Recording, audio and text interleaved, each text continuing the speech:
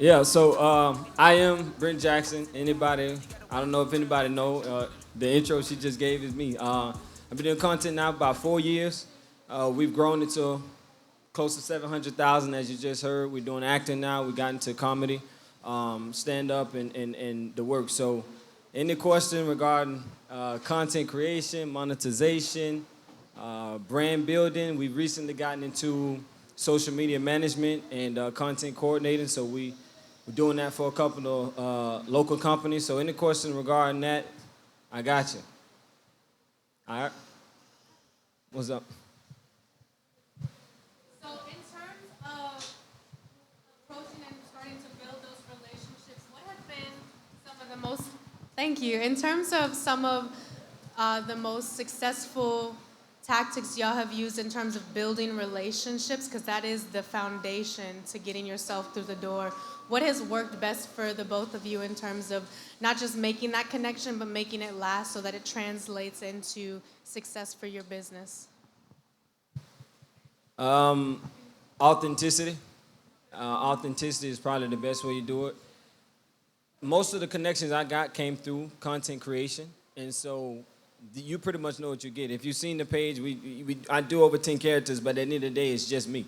And so I get to talk with these individuals, and they see the real me, and we kind of establish right then and there what the goals are, what we need to do, and they know me for me. So authenticity is probably what I would say is the best way. Pretty much what he said, man. Authenticity. We both do two different things. He do the skits and all that cool stuff. So he's really into content creation for real, man. I just teach really. So what I do when it comes to it, I myself personally, I try to be as authentic as possible. Like you see, y'all just see me on stage doing what I do. This how I talk all the time. Like I talk in my reels. People come up to me all the time. Oh, bro, you talk exactly the same, man. You sound the same. You just blah, blah, blah, blah, blah. Only thing different, I didn't think you was that tall. You know what I'm saying? And it be like that all the time, and literally just as long as you are authentic, you good to go. And how I funnel it into like different things when it comes to my business and whatnot, I actually created a community. I made it on Patreon. It's called the Certified Shooters Community. And people that want to learn more because I give out free game every week on Instagram. And the thing about it, man, people ask the same questions every reel, every story, all this and that. What lens is this? What camera is that? Okay, boom. You want to know everything in depth? Go to my Patreon, my Certified Shooters Community, and boom. I think I got over like 2,000 some members in there right now, so it's real smooth and it's still growing every day. So yeah, just keep it authentic and just try to funnel it into some type of community aspect because community, it matters the most, especially if you want your brand to stay alive. You got to do something community. Question for both of you before we go to the next one. Starting out, because you didn't start where you are, what would be one piece of advice in addition to authenticity that you would give someone just starting out? Should they have a content calendar as far as when to post content? Is what is too much content, or posting once or twice a week? Is there a strategy or something that you would recommend based on experience or the knowledge you have now? So I'm a bit different. I started, like I said, 4 years ago. And when I started, one of the things for me, in order to prove to myself that I wanted to do it, was I had to post every day. I'm not telling you to post every day. What I am saying is be consistent. Right now, we're in the phase where fame is not given to the talented. It's sad to say, but it's not given to talent. It's given to who we see the most. It's given to who shows up. And so once you start getting into the marketing and the business and all these things you heard today, you realize that people got to see you on average of 7 times before they go, okay, who this is, right? Or let me, expound on who this individual is. And so that's kind of how I started, just flooding timeline every single day. And went from there and kind of blew up then. As far as a schedule, I didn't before. I'm now shooting every day. One of the tips, and this would be good for anybody in the industry, one of the tips I say is every time you shoot, try to shoot seven videos of whatever kind. The reason why is that at least for the next week, you got content. You understand what I'm saying? I shoot 7 a day, right? Sometimes we try to do 20, 30, 40, but I try to shoot at least 7 a day. And once you do the math on simple terms, you realize in 2 days you got in 2 weeks of content, right? In 4 days, you've already done the month. By the time you get halfway through, you got about 3.5 months of content. And at the end of 30 days, you got 7.5 months of content just shooting 7 skits a day. right? That's just simple math. You can do more, but I always say at least seven a day. Yeah. Yeah, man, hit the nail on the head again. I can't even lie to you, but the thing about it, when it came to me, now I'm just now getting into batching the content and whatnot, but I would say anybody starting out, yes, batch your content. Think of things that you want to post, do this, do that, and do that, you know what I'm saying, all that good stuff. And like I said before in my panel piece, ChatGPT, use ChatGPT to make out what you want to do. You feel me? So like what I do now, I literally have over 400 or 500 reels that I could literally just throw at ChatGPT. Hey, can you spin off this to me? Can you spin off that to me in like 10 different ways on how I can really expand and make different types of content? You know, just be able to utilize that, and that'll help you the most if you're just starting out, I promise. Because nowadays, like you said, you know, you need to be seen at least like 7 times and all this and that. Because I tell you right now, probably a year or two ago, I could post 2 reels a week. Man, I get about a smooth 500K on the reel itself. But now, oh my goodness, man, I post one reel, bro. I'm only getting like 10, 20, 30K, you know what I'm saying? That's still good numbers. But when you already came from like 200, 500, this, that, and the third, it's like, dang, what am I doing wrong? But then when I get on TikTok, I scroll, I see all these people talking about, you gotta post every day. You gotta see at least 5 times a day. You gotta blah, blah, blah. And now I'm truly believing that, I ain't gonna lie, because things change all the time. New content creators pop up every day, this, that, and the third. So you just wanna stay on top of it and do what you have to do in order to, you know, really get your face out there and be and leave that impression on people on who you are and what you do. I'm here as a representative of the Big Bend Filipino American Association, and I was invited to attend from COCA, Council on Cultural Arts. We are interested in creating digital media content for our association for an upcoming event, an annual Filipino festival here in Tallahassee. What advice do you have for us to get started, and what social media platforms do you recommend that we post our videos on if we create digital content? So what is the company again? Like, what do you guys do? Big Bend Filipino American Association. It's a nonprofit association here in Tallahassee. Right. So what are the things that you guys do? Like, what do y'all do? We have a festival, an annual Filipino festival that attracts like anyone. It's free. It's open to the public, and we have cultural activities, Filipino food, dance performances, contests, a karaoke contest. Okay. So things like that. y'all have done this before, right?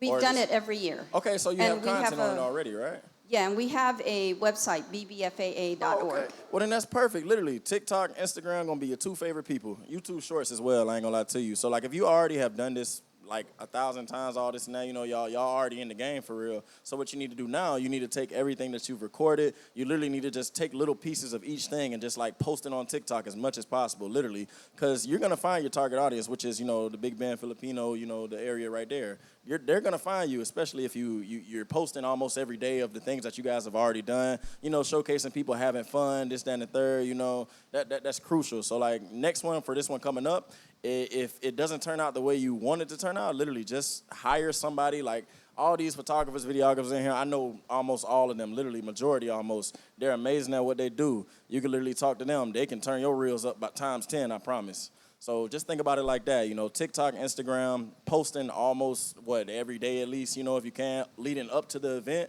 And then on the event, just make sure you get as much content as possible, literally. People having fun, the food, you know what I'm saying, stuff like that, so you can do it for the next year. Because the way I do my stuff, I shoot mainly fall and spring. And the summer right up in here now is when I'm taking all of my content that I took from fall and spring, and I'm literally just pumping it out. So that way my fall and spring always works out. So y'all got to do the same exact thing with TikTok and Instagram, in my opinion, you know.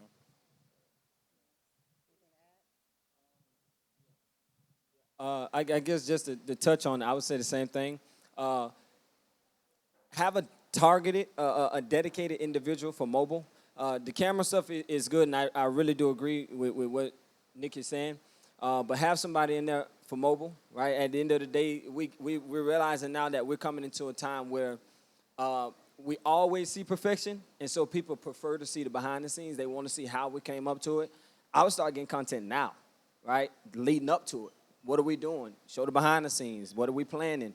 All of these things should be going into it. It's cool. He comes in, right? His kind of people, the photographers or whatever, videographers, they come in after. You should be getting that right now. You all have phones. You get that behind the scenes, right? Who's coordinating what? Meet the team, right? Who's doing what? Here's what we're going into. Where's it going to be? Start promoting it like that. I really do believe behind the scenes, just get that now. And then even if nothing comes of it, you have it. You know what I mean? You have that footage to show, here's where we come. I talked to RJ yesterday, and I'm like, yo, I hope you're getting the setup of this event. You know what I mean? Are you getting are you getting the stickers you putting down? Are you getting who you talking to and what? Because when you get, 3, 4, 5 years down the line and this crowd becomes 5,000, 500, you're going to want to show that. Like, all right, here's where we came from. Here's what we did. And when that documentary comes out about the startup of the Creator Summit, that's that footage you want to have. So behind the scenes is really, really key right now, is what I would say. Next question. Hi, you guys speak a lot about authenticity, but when it comes to content creation, if you're attempting to do it faceless, is that something you would recommend? And if so, how would I go about it, or how would anyone go about it to be able to make it successful in social media? So when you talk about faceless content, are you going to be like speaking as just it, or are you actually talking about like regular automated stuff? Just sit. Go ahead. Just regular video, no face, sometimes informational. And you speaking, right? Just you speaking, or No speaking. Oh, no. okay, well, when it comes to that, it don't matter about authenticity. Like, I was just looking into this the other day about, like, making a YouTube page, a TikTok page with nothing but automated content and all this now, because a lot of people do it now, and it's very lucrative, I'm not going to lie to you. So when it comes to that, I mean, yeah, you don't have to be authentic because it's not really you, like, you know what I'm saying, doing what you do. You're taking things and putting it here, putting it there. But at the end of the day, I really don't think, you don't have to be as authentic. You have to just reside with whoever you want to reside with. So, like, say, for instance, if I'm doing, like, I know a lot of y'all seen on content, like, the body cam footage of the police doing this, that, and the third. That's somebody automating that content. They're just taking it from, what I'm saying, these places, throwing it in the chat GPT, maybe like OpenAI or something like that. And they're literally just piecing it together with, like, automated voice telling the story of what's going on through the transcript, It's all just that. So if you want to do that, you don't really have to be authentic when it comes to it. Just reside with who you're, what I'm saying, who you want to appeal to with that page or that channel that you're going to be putting it on, in my opinion. So, say it again. Would you say you can be successful with that, though? Man, I know 3 people right now. I could call up. They'll literally be in their Lamborghinis and all this and that just from YouTube automation. It's insane. It's crazy. So, yeah, you can do numbers with it because there's a lot of people, they have more than just one page. That's why I would tell you, too, if you're going to do it, do more than just one page. Do at least 5 to 10. I know it might be crazy to run that, so maybe not 5 to 10 starting out, but maybe like 2. You know what I'm saying? Just start with 2. Be like, so body cam footage over here, child stories over here, you know what I'm saying, for kids to hear when, like, late at night when their mom don't feel like reading them a story, you know what I'm saying? They can just throw on the YouTube, they can sit with them, stuff like that. So just think about it like that. But, yeah, it's very, you can go crazy with that, especially now. And I feel like now is the time to really start doing it because not everybody has caught on to it. Yes, there are a lot of people, but that doesn't mean you can't still do it. Yes, there's a lot of photographers, but I'm still making what I'm making, you know what I'm saying, doing what I do, and I'm fine, So.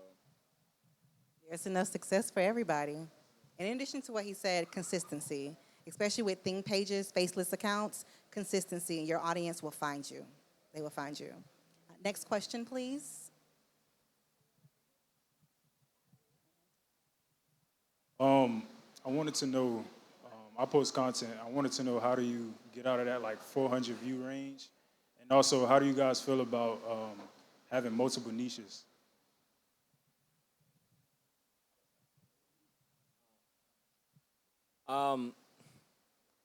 So I answer the first one first. How do you get out of the 400 view range? The answer is you don't determine that. The social media does. Your job is not to get out of any range. Your job is to put out the best content you possibly can. If you do, you just have to trust your audience to find you. Hashtags is the most, general answer when you talk about range, right? I think it's important to note, though, this is for everybody, because I talk to so many businesses, and they'll swear on everything they love. These hashtags is what's going to get 1 million views. I'm telling you, as somebody who posts the same hashtags every day, it ain't true. It's not happening, dog. You know what I mean? What hashtags do is show your audience who you are. It's telling the platform where to put your videos, which is why you got to be careful what hashtags you use. Using popular hashtags is cool, and that's how you find the videos. We all seen them.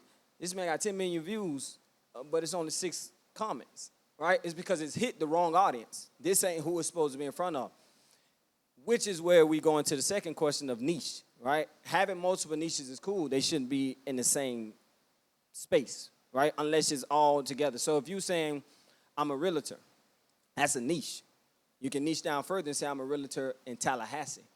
And then you can niche down further and say, I'm a realtor who only does low-income areas, right? Or I only do commercial realtor. It's okay to have multiple niches. If it's not in the same category, I wouldn't put it in the same. That's what Nick was telling us earlier about having different pages. If you have a clothing brand and the car wash business, it don't make sense for that to be in the same space, right? And so that's what I would say for the niche. So as far as getting out of the views, double down on the hashtag, make the best content you can have possible. A lot of times what I hear when I'm talking to the businesses and other creators, I put this out, man, it was good enough.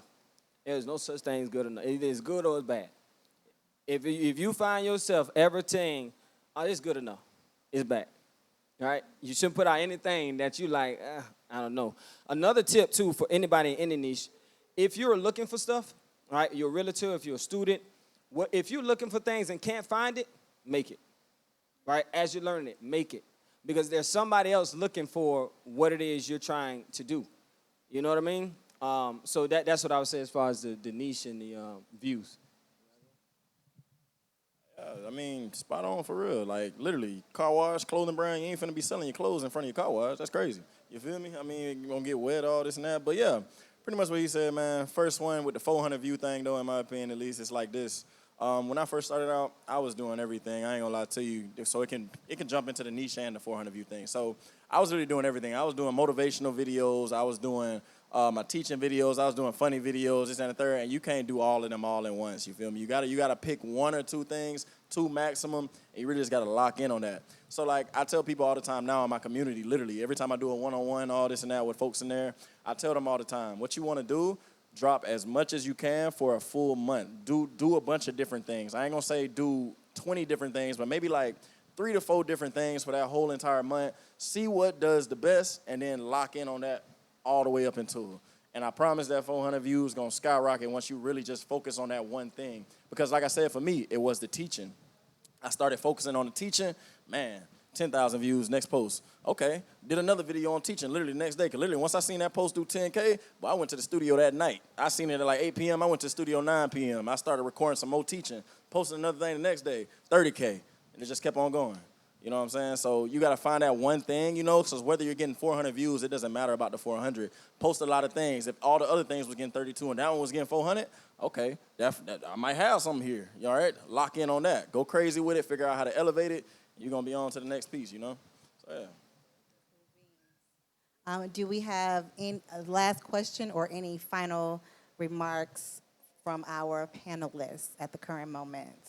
Yeah, I had a question. Yes, where are you? Right Yes. here. I have a question for both of you guys. I'm going to try to formulate it in a way where your niches are.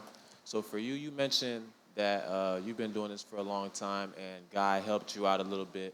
I wanted to know, what was the market then and how have you seen it change along the years, and how has that influenced your kind of marketing as well as content creation? Is it at a disparity, as in you see everybody else doing the same thing, so you're changing it up, or is it consistency is what's building you up? And you, I was trying to figure out where I knew you from, and I realized it was the old man skits. I just told him that when I was back there. I was like, bro, hold on, wait, I know that voice. Yeah, exactly. And honestly, I haven't seen those skits in a minute, and I just came back to your page, and I'm seeing that you're posting every single day, which is great. But I'm not seeing them on my feed, right? But I have seen them multiple times on my feed before. So I'm wondering, what was the market back then for you? Was it like Nick saying it was 500,000 easy, and now it's not? And how has that affected you? Or were you always planning to post 7 times a day? Or was that just because you're seeing the change on Instagram algorithms that's making you do that? So for mine, right, when it came to back then, it was a lot easier because I'm saying the photographers back then when I was getting right, it was probably 5 to 10, not even for real, or just people, just us doing it, you know what I'm saying? But as I started introducing, like, the content stuff, all this and that, I ain't gonna lie, man, it's probably about 40, 50 graduate photographers, 40, 50 studios in Tallahassee, all this and that. And it's like, okay, cool. At the end of the day, what I gotta do, I can't really focus on what everybody else is doing. I have to just lock in on what I'm doing, you know what I'm saying? So I haven't really switched up anything really with my content because I'm still the only person doing the content that I do for real. If I'm not, then I don't know because like I said, I don't really look at what other people are doing for real unless I really know them, you know what I'm saying? And it's not too tough, the only thing that really made me shift a lot of things that I'm doing is just the algorithms. That's really all it is, man. Like the posting all the time, this, that, and the third, trying to post at least 3, 4, 5 times a week, all this and that. That's really the only thing that I do that's kind of different than what I was doing back then, But the thing about it, it's just like just staying in your own lane when it comes to, like from back in the days to now. Because if I was trying to look at everybody else and see what they doing to see if I have to one-up them and all this and that, I'm going to always mess myself up. Because at the end of the day, when it comes to like what we do, photography, videography, they don't book you just because of your name. They book you because of what you do, what you provide, what you show, you know what I'm saying? So that's why I try to show my behind the scenes with my Ray-Bans, Meta glasses, all this and that. I try to show how I interact with the clients. I talk to people how I interacted with the clients. And that's what really resides with the clients themselves. Because they see that, oh, he treated her so nice. Oh, he put her on the sign. He helped her down. He told her her hair was messed up here. He fixed it for her. Oh, my God, I just don't see other photographers doing that. You feel me? And that's the thing. It makes a big difference when they see stuff like that, So you can't really, like, just check out what everybody else is doing and try to one-up them. You got to try to make yourself better, you know what I'm saying? Just try to think of things that you can show that can really, like, get you that next client.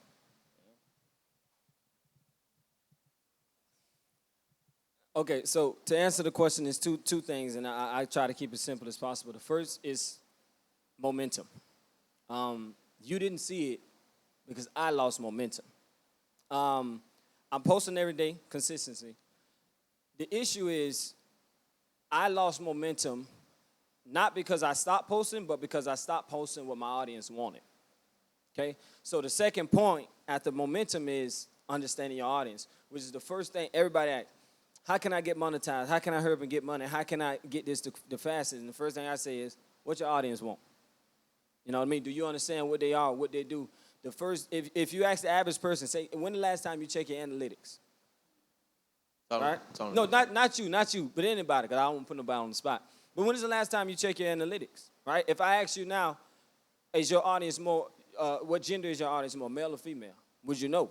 Right?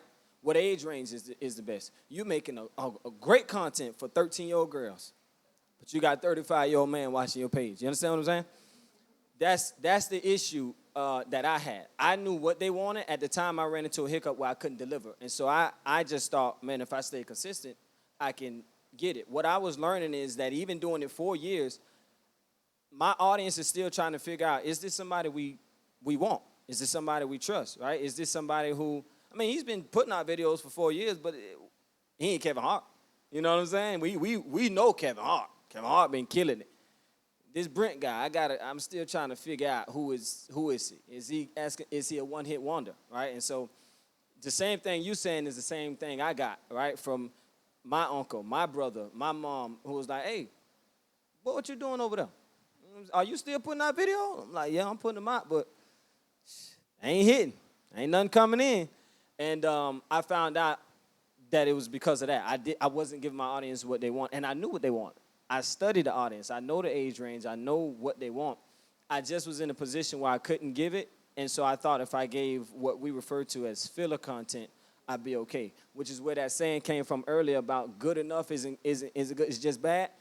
I went through it, right? I'm telling you, it ain't good, dog. You know what I mean? If you, it's good enough, yeah, it's bad, okay? So, yeah, understand your audience, take the time, and I always say pre-monetization phase is the best phase. You're learning what your audience want and who they are. So when it's time to make money, you don't have to scramble about what I give them. You already know. Once they start paying you, that junk, it's out the window, right? It's like, yo, you know what you're doing here. You know our rules. You know our guidelines.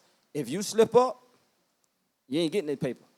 You know, you're not getting it. So take this time before you monetize to make the mistakes.